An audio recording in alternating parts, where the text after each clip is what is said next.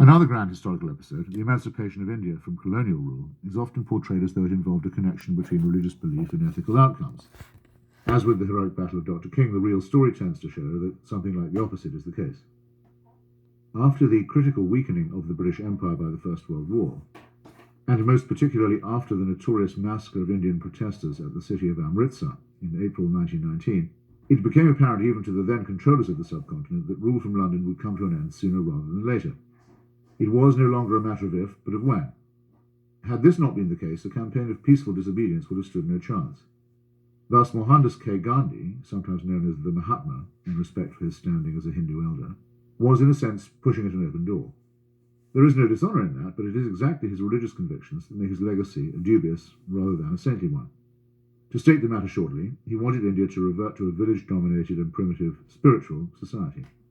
He made power sharing with Muslims much harder, and he was quite prepared to make hypocritical use of violence when he thought it might suit him.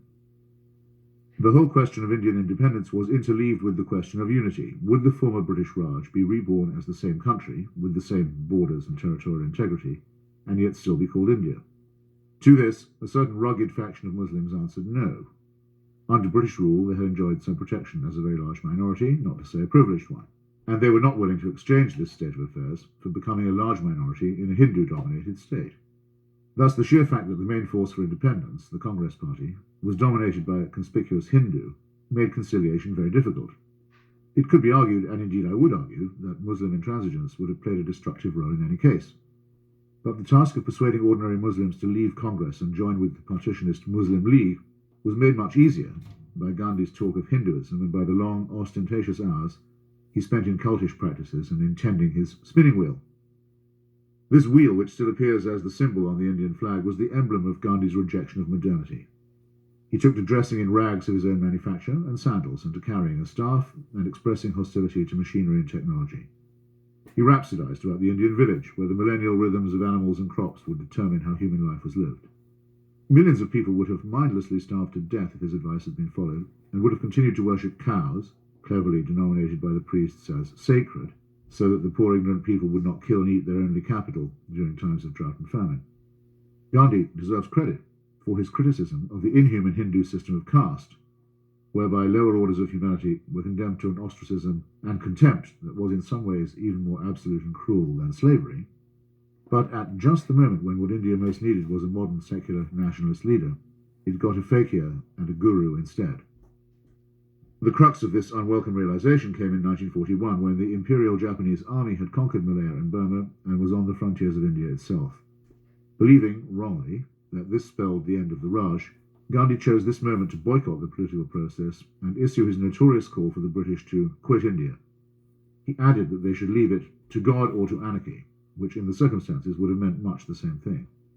Those who naively credit Gandhi with a conscientious or consistent pacifism might wish to ask if this did not amount to letting the Japanese imperialists do his fighting for him. Among the many bad consequences of the Gandhi Congress decision to withdraw from negotiations was the opening it gave to Muslim League adherents to stay on in the state ministries which they controlled, and thus to enhance their bargaining positions when the moment for independence arrived shortly thereafter. Their insistence that independence take the form of mutilation and amputation, with western Punjab and eastern Bengal hacked away from the national body, became unstoppable. The hideous consequences endure to this day, with further Muslim-on-Muslim bloodbaths in Bangladesh in 1971, the rise of an aggressive Hindu nationalist party, and a confrontation in Kashmir that is still the likeliest provocation for a thermonuclear war. There was always an alternative in the form of the secular position taken by Nehru and Rajagopalachari, who would have traded a British promise of immediate post-war independence for a common alliance on the part of both India and Britain against fascism. In the event, it was in fact Nehru and not Gandhi who led his country to independence, even at the awful price of partition. For decades, a solid brotherhood between British and Indian secularists and leftists had laid out the case for, and won the argument for, the liberation of India. There was never any need for an obscurantist religious figure to impose his ego on the process and both retard and distort it. The whole case was complete without that assumption. One wishes every day that Martin Luther King had lived on and continued to lend his presence and his wisdom to American politics. For the Mahatma, who was murdered by members of a fanatical Hindu sect for not being devout enough, one wishes that he could have lived, if only to see what damage he'd wrought, and is relieved that he did not live to implement his ludicrous spinning wheel program.